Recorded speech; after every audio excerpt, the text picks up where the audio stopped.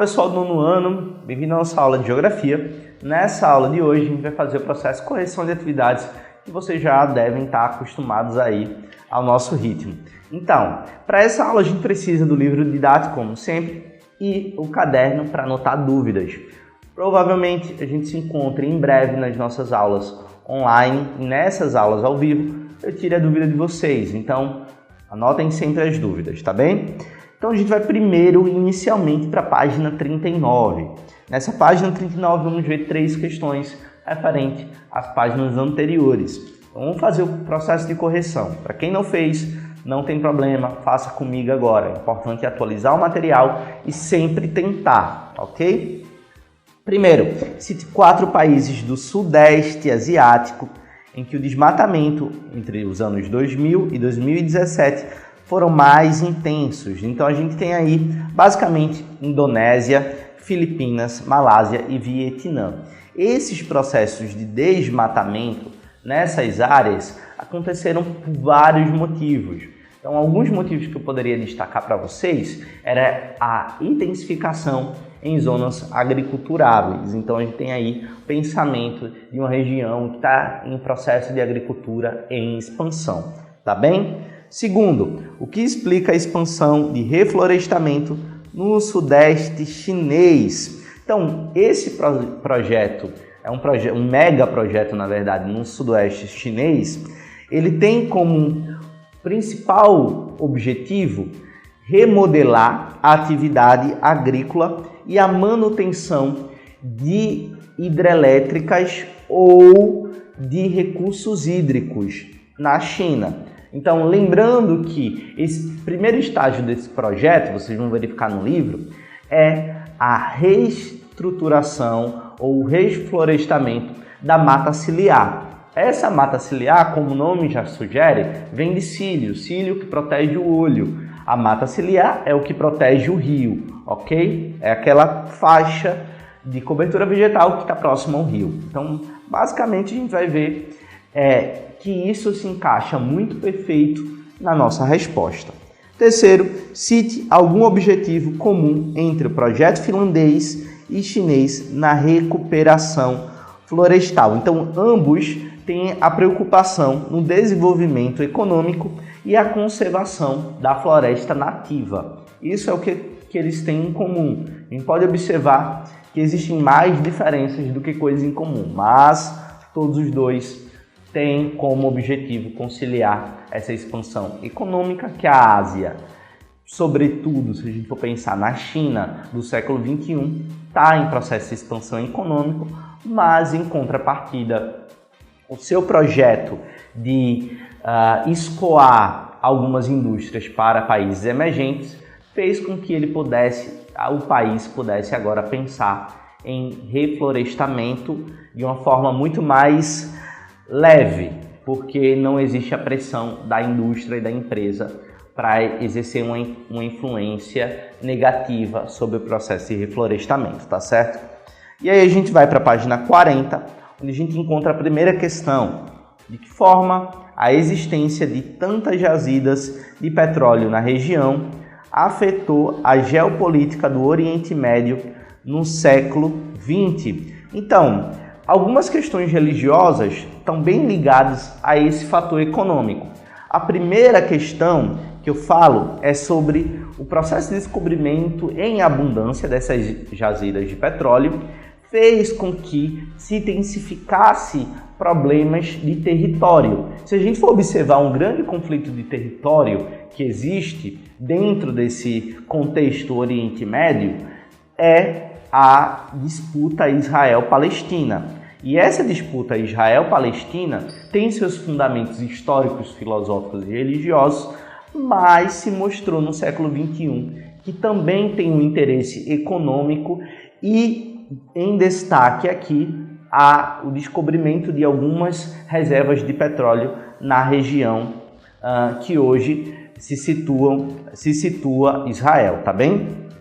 Então, o segundo, são grandes produtores de gás natural. E a gente tem aí, como eu falei na aula para vocês, na aula passada, eu já tinha dito isso, que Rússia e Irã se destacam muito como a produção de gás natural, principalmente como fonte de matriz energética, tá bem? Terceiro, porque um eventual fracasso de acordo internacional que regulamenta o programa nuclear iraniano pode prejudicar a União Europeia no que se refere à geopolítica do gás natural. Primeiro porque a União Europeia depende das importações de gás russo.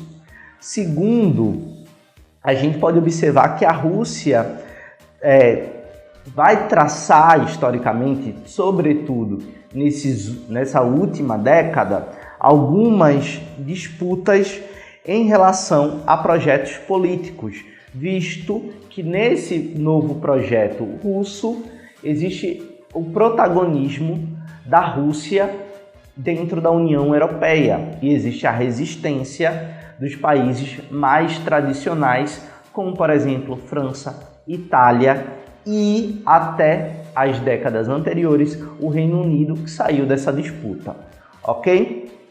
Quarto, porque o Japão e a China são considerados atores importantes, mesmo que indiretamente, no avanço do desmatamento de áreas florestais tropicais e equatoriais na Ásia. Então, porque os países asiáticos são os que mais consomem madeiras tropicais e principalmente essas madeiras vão ser provenientes das regiões da Índia, da China e da Filipinas. Então, aquela região que vai desde a parte mais oeste da Ásia e se estende até a parte mais leste, como é visto aqui, por exemplo, a China, tá bem?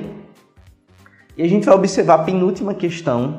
A penúltima questão vai dizer em que países asiáticos são encontradas reservas de lítio, qual a finalidade desse minério ou de que forma ele pode ser utilizado, tá bem?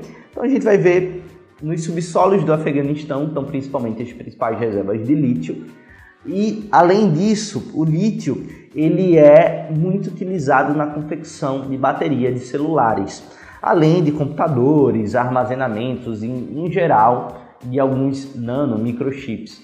Então, esse lítio ele é muito disputado na Ásia como um todo, principalmente China e Japão, porque eles estão no processo de desenvolvimento de suas patentes tecnológicas. Então tem um protagonismo tecnológico muito grande no leste asiático. E esse protagonismo faz com que o lítio seja extremamente disputado.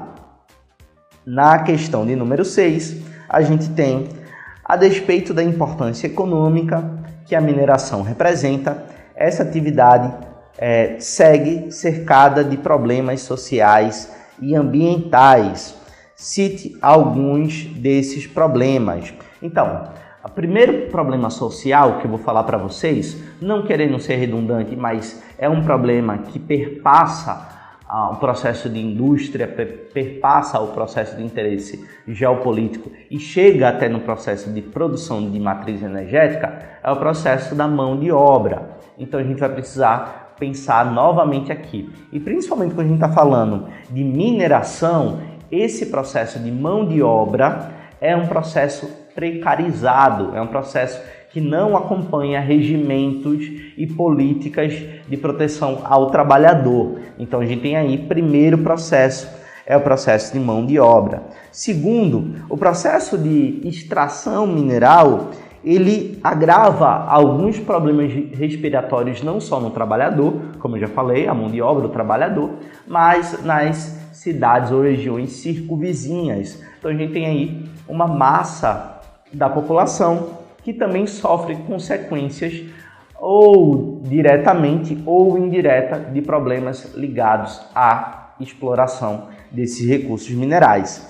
E não é só o ser humano só que sofre esses processos.